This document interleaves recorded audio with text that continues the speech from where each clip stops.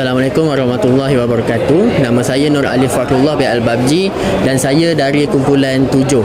Hari ini saya nak terangkan mengenai electrical distribution system. So first thing first, paling utama yang ada dalam distribution system tu adalah distribution box. Dalam distribution box kita akan ada beberapa part lah. First kita akan ada main switch, yang kedua RCCB dan selebihnya adalah MCB.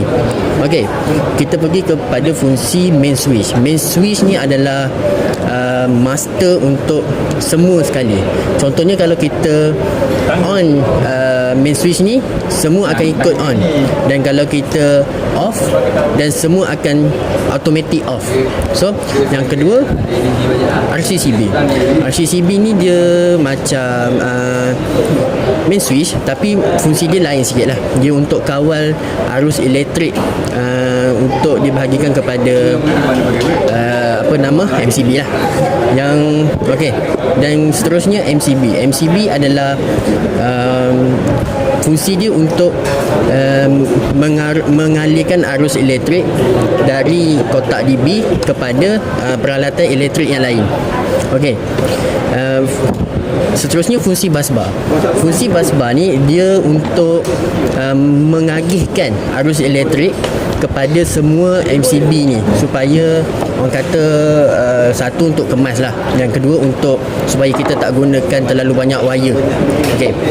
Okey, seterusnya kita akan terangkan tentang mentol lampu. Okey, mentol lampu kita akan gunakan C6, MCB C6. So untuk lampu ni kita akan gunakan wayar yang bersaiz 1.5 mm.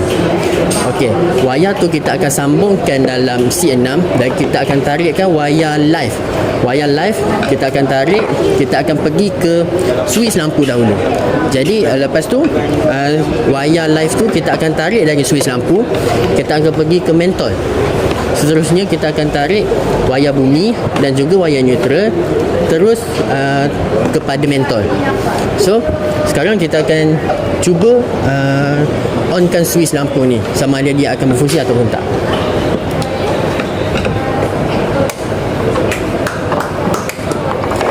Jadi lampu berfungsi dengan baik. Seterusnya saya akan terangkan tentang radial circuit. Okey, radial circuit ni kita akan menggunakan MCB C16 sebab untuk ring circuit kita akan gunakan wayar yang bersaiz 2.5. Jadi C16 sesuai untuk gunakan wayar 2.5. So first kita akan tarik wayar live, masukkan ke dalam MCB C16, dan kita akan tarik sekali dengan wayar bumi dan juga wayar neutral, terus pergi ke plug yang utama sekali. So wayar dari plug sini kita akan tarik pergi ke plug sebelahnya menggunakan teknik looping.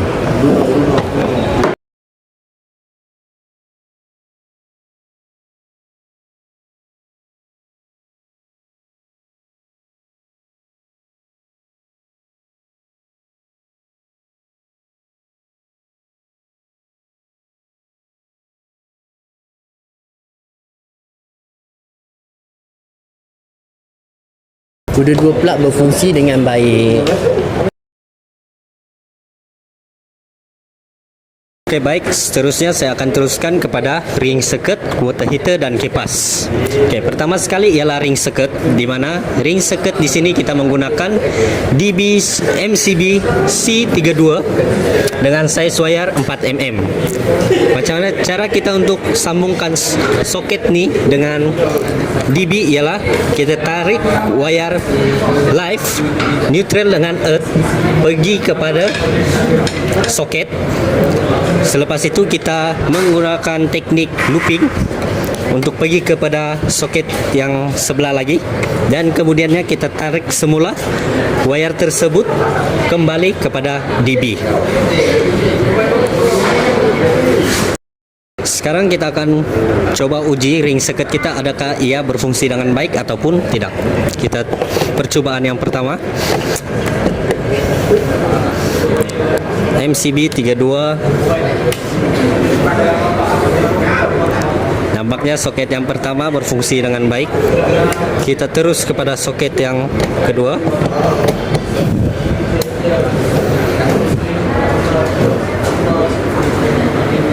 Jelas kelihatan soket berfungsi dengan baik. Seterusnya yang kedua ialah water heater, di mana kita menggunakan MCB C20 untuk water heater dengan saiz wayar 4 mm. Di sini kita akan tarik wayar live dengan neutral sahaja dulu pergi kepada switch ini.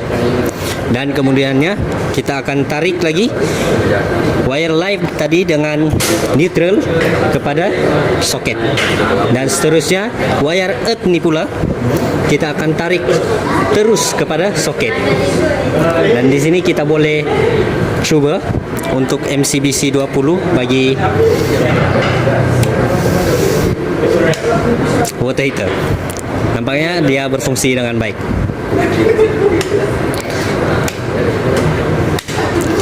Dan yang terakhir ialah kipas, di mana kipas di sini kita menggunakan MCB C6 sahaja dengan saiz wayar 1.5 mm. Di sini kita akan tarik wayar live sahaja terus kepada switch ini. Dan kemudiannya wayar live dari switch ini kita akan tarik kepada kipas. Dan untuk wayar neutral dengan earth pula kita akan tarik terus kepada kipas. Dan di sini kita boleh cuba untuk kipas. Dan di sini terbukti bahawa kipas dapat berfungsi dan berfungsi dengan baik dalam menggunakan MCB C6. Okey, untuk seterusnya saya akan menerangkan tentang sistem solar. Dalam sistem solar, first thing first adalah panel solar. Okey, fungsi panel solar ni dia akan menyimpan tenaga matahari dan dia akan tukarkan tenaga matahari itu kepada tenaga elektrik untuk mengecas bateri. Okey. Macam saya kata tadi, penggunaan solar adalah untuk menukarkan tenaga cahaya matahari kepada tenaga elektrik untuk mengecas bateri dengan bantuan solar charge controller. Fungsi SCC ni adalah untuk mengawal arus elektrik yang dialihkan dari panel solar kepada bateri supaya dia tidak overcharge ataupun overload. Seterusnya saya akan sambung semula kepada sistem solar. SCC di sini juga berfungsi sebagai penyalur elektrik kepada peralatan elektrik seperti lampu dan kipas. Contohnya seperti di sini kita telah menyambungkan kipas dengan lampu pada SCC di sini untuk mengalirkan arus elektrik. Dan yang terakhir sekali ialah power inverter. Fungsi power inverter di sini adalah untuk menukarkan DC kepada AC, di mana kita convert tenaga yang dikeluarkan oleh bateri yaitu sebanyak 13.1 volt kepada 225 volt untuk kegunaan peralatan elektrik di dalam rumah. Di sini kita boleh transfer tenaga elektrik tersebut melalui distribution board. Di sini